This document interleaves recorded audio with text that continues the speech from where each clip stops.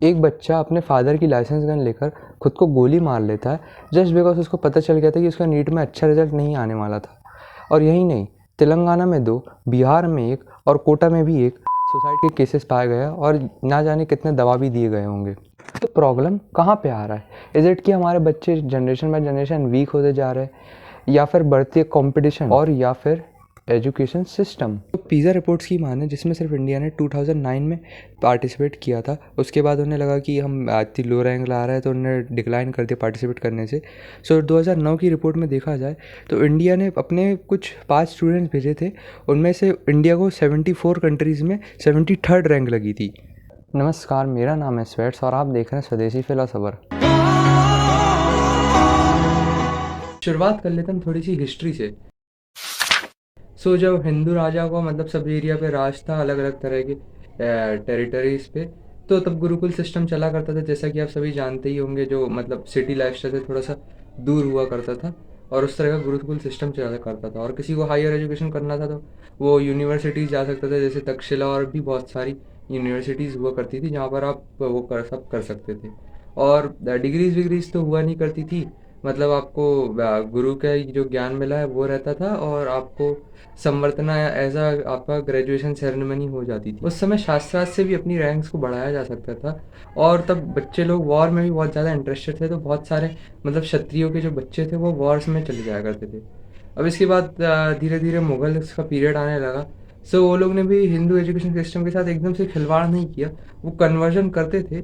But उन लोगों ने अपने लोगों को ज़्यादा उस चीज़ में इंडल्ज करना ज़रूरी समझा और मदरसों को बढ़ावा दिया, मतलब एक तरीके से और डाइवर्सिटी बढ़ी हिंदुस्तान की।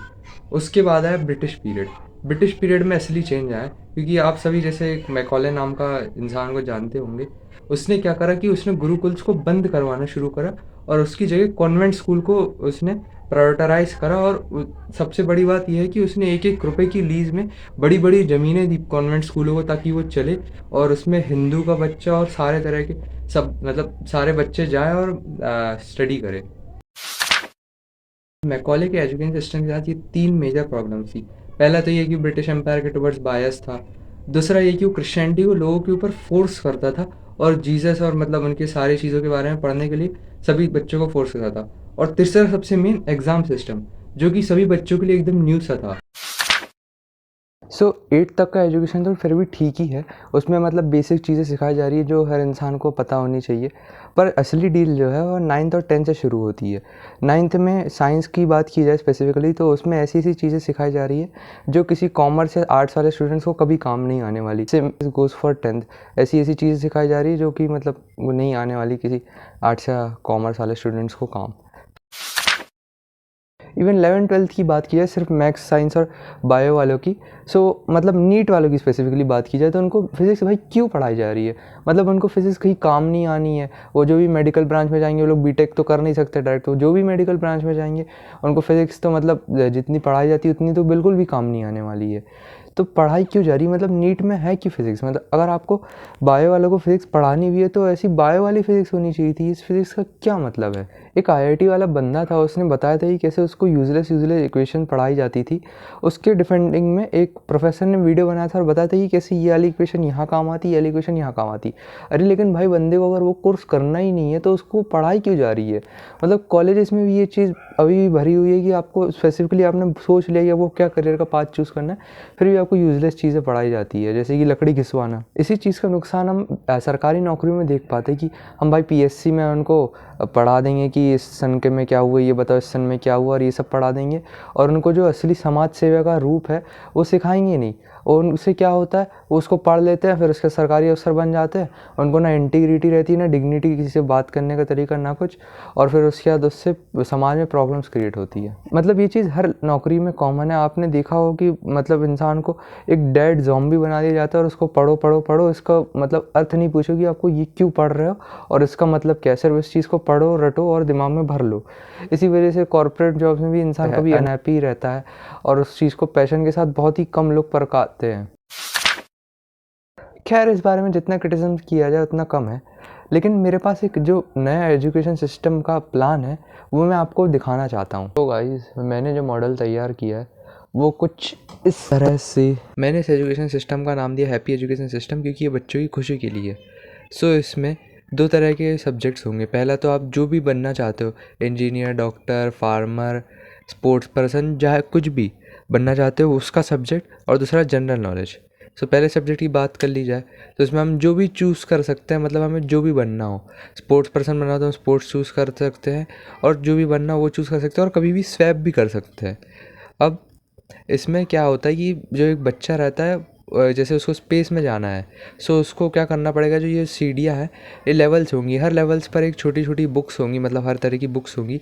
उसको वो पढ़ते जाएगा, स्पेस के बारे में एक एक बुक्स होगी, और वो एक लेवल पास करता जाएगा। मतलब उस बुक को पढ़ेगा, फिर उस लेवल्स के लिए उसको वो मतलब बताएगा कि मैंने इस बुक को पढ़ लिया है और इससे मेरे को ये सब समझ में आने लगा। तो उसका फिर एक AI जनरेटेड एग्ज़ाम होगा ऑन स्पॉट, और उससे जो वो पढ़ के एग्ज़ाम में मार्क्स अगर पास कर पाएगा तो वो अगले लेवल पर चला जाएगा, और ऐसे ऐसे आगे बढ़ता चला जाएगा।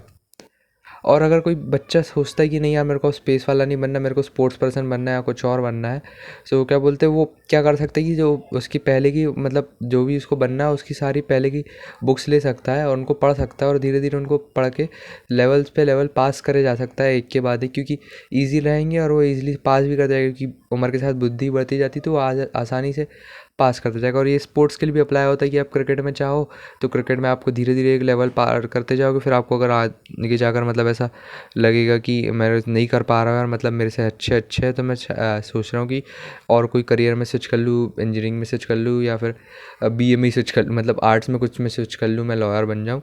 सो आप ऐसा भी कर सकते हो। उसके बाद आता है हमारा जनरल नॉलेज। तो जनरल नॉलेज में बेसिकली हम सारे तरीके की जो बाकी चीज़ें बच जाती है हमारी रियल लाइफ स्किल्स, उसको कवर करेंगे। जैसे बेसिक मैथ्स आपको हिसाब हिसाब के लिए, और इंटरेस्ट लोन सब के लिए लगी। फिर सर्वाइवल स्किल्स की, मतलब आप किसी जंगल में फंस जाओ, या कोई भी किसी भी तरह की मतलब सिचुएशन, एनी इवन सिचुएशन जहाँ पे आपको बचना है, जैसे कि अगर अर्थक्वेक्स भी, ये सब भी, वो सब सिखाया जाएगा। मैनर्स बेसिक की, क्योंकि हमारे सिविक सेंस तो लैक करते तो मैनर्स भी अच्छे से सिखाए जाएंगे। बेसिक कुकिंग किसी को भी आनी चाहिए। पॉलिटिकल नॉलेज की, भाई लोकसभा और राज्यसभा में फ़र्क पता हो उसको बंदे को, और सब में सर फ़र्क पता हो। फिर real life skills like talking, मतलब इंसान को बात करते भी आजकल अच्छे से नहीं आता, तो किसी से और एंग्जाइटी होती है तो वो सब सिखाया जाएगा।